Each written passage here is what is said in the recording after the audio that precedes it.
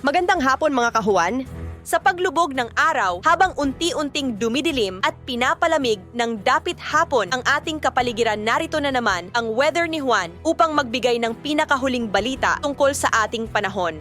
So sit back, relax at panoorin ang ating pinaka-latest na weather update. Isang magandang hapon po sa ating lahat. Alamin natin ang magiging lagay ng panahon ngayong hapon ng Biyernes, pati na rin po sa mga susunod na araw. So, sa kasalukuyan po, patuloy pa rin umiiral or nakakapekto ang shear line. Kung makikita po natin sa ating satellite image, yan po yung linya ng mga kaulapan. And currently, yung shear line po ay posibleng makakaapekto sa northern section ng Northern Luzon. So asahan pa rin po natin sa Batanes, Babuyan Islands, pati na rin po sa Cagayan, makakaranas pa rin po tayo ng kalat-kalat ng mga pag-ulan, pagkidlat at pagkulog. And kung makikita din po natin sa satellite image, may mga cloud clusters po tayo currently nakakaapekto sa eastern section ng Mindanao area. And mamaya po possible na kilos po yan pakanluran and maapektuhan din po yung silangang bahagi ng Kabisayaan. Kaya asahan po natin for Eastern Visayas, Caraga, pati na rin po sa Davao Region, posible po yung maulan na gabi or bukas po, or possible po na magiging maulan hanggang bukas ng umaga. Meanwhile, sa Metro Manila, sa nalalabing bahagi naman po ng ating bansa, wala po tayong masyado nakikita mga kapal na kaulapan, magdadala ng mga malawakang mga pag-ulan. So asahan pa rin po natin fair weather conditions. May mga chance lamang po ng isolated rain showers or thunderstorms, usually sa hapon po yan or sa gabi. Dapat naman po tayo sa magiging lagay ng panahon bukas sa Luzon. Patuloy pa rin po yung epekto ng shear line, posible pa rin pong patuloy yung pag-ulan sa Batanes, Babuyan Islands, pati na rin po sa Cagayan. And sa nalalawing bahagi naman po ng ating bansa, fair weather conditions po tayo bukas. Liban na lamang po sa mga tsansang isolated o pulo-pulong mga pag-ulan, pagkidlat at pagkulog. Usually po yan sa hapon or sa gabi. Sa magiging agwat naman po ng temperatura sa mga piling syudad sa Luzon, for Lawag 25 to 32 degrees Celsius, 17 to 23 degrees Celsius sa Baguio City at sa Tugigaraw naman 24 to 30 degrees Celsius. Para sa magiging temperatura bukas sa Metro Manila, maglalaro mula 25 to 32 degrees Celsius, gayon din sa Legazpi at sa Tagaytay naman 21 to 29 degrees Celsius. Sa temperatura naman sa Kalayaan Islands, pati na rin sa Puerto Princesa, maximum temperatures aabot ng 32 degrees Celsius.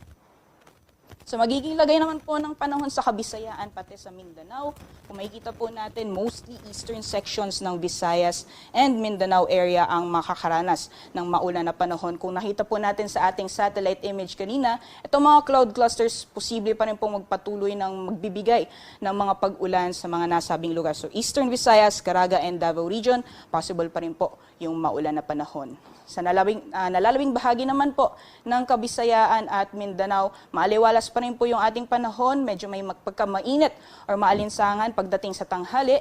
And pagdating naman po sa hapon or sa gabi, may mga posibilidad po ng panandaliang buhos ng ulan dulot ng mga localized thunderstorms. Sa agwat naman ng temperatura sa mga piling syudad sa Visayas, for Iloilo, Cebu, pati na rin sa Tacloban, maximum temperature sa abot ng 32 degrees Celsius. Samantalang sa piling syudad naman sa Mindanao, for Zamboanga, 26 to 34 degrees Celsius. Cagayan de Oro naman 25 to 31 at sa Davao 25 to 31 degrees Celsius. Dapat naman po tayo sa magiging kalagayan ng ating karagatan. So far, wala pa rin po tayo nakataas na gale warning sa anong waybayin ng ating bansa. Kaya malaya pa rin po makakapalaot ang ating mga kababayan na may mga maliit na sasakyang pandagat. Iba yung pag-iingat pa rin po sa mga planong pumalaot sa baybayin sa Northern Luzon dahil inaasahan pa rin po yung katamtaman hanggang sa maalon na karagatan. And sa magiging lagay naman po ng panahon sa piling syudad dito sa ating bansa mula Sunday hanggang Tuesday, makita po natin for Metro Manila, Baguio, Legazpi, Metro Cebu at Metro Davao, makakaranas po tayo ng maaliwalas na panahon mula Sunday until Tuesday. Ngunit for Metro Davao area, medyo may improving weather conditions po tayo simula Sunday and then pagdating po ng Tuesday, magiging maulan po yung panahon natin for Metro Davao area. And for Metro Manila temperatures, maglalaro mula 24 to 32 degrees Celsius, Baguio City 16 to 24, 25 to 33 degrees Celsius naman sa Legazpi City at 25 to 32 degrees Celsius sa Metro Cebu. For Metro Davao, 25 to 33 degrees Celsius. Si Haring Araw ay lulubog mamayang 5:27 p.m. at sisikat naman bukas ng 5:52 a.m. Mga kabuwan, dito po nagtatapos ang ating huling update tungkol sa panahon para sa araw na ito. Naway nakatulong sa inyo ang ating weather updates para sa inyong pang-araw-araw na update, trivia at kaunting dagdag kaalaman tungkol sa panahon at klima ng ating bansa. Siguraduhing pindutin ang subscribe button at huwag kalimutang i-click ang notification bell para siguradong makakatanggap ka ng notification update sa tuwing may bagong palabas na video ang Weather ni Juan. Abangan ang susunod na Weather ni Juan update bukas po ng umaga. Ingat palagi at maraming salamat mga ka-Juan!